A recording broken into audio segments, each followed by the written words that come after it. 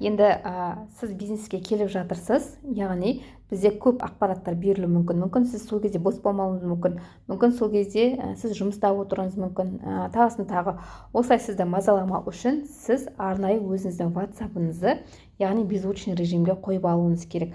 Мысалға, любой бір группаға барасыз, осылай кіресіз, сізмен құсап кірдіңіз, кіргеннен кейін басасыз, міне қараңыз.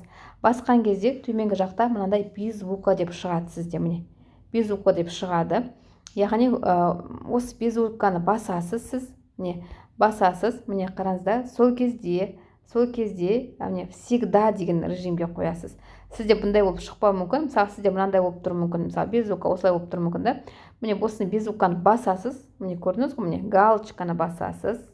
Мына жерде міне галочка тұр. Көрдіңіз ғой, міне осы галочканы басасыз, осыны. Басасыз, міне сосын всегда дегенге басасыз. Мүмкін мұндайда тұруы мүмкін, 8 часов бір неделя дегенде болуы мүмкін. Сіз всегдаға қойыңыз.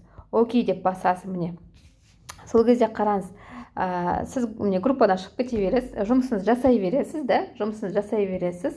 Сол кезде мына группада келіп тұрған ақпараттардың барлығы сізді мазаламайды. Сіз бос уақытыңызда кіріп қарай бересіз.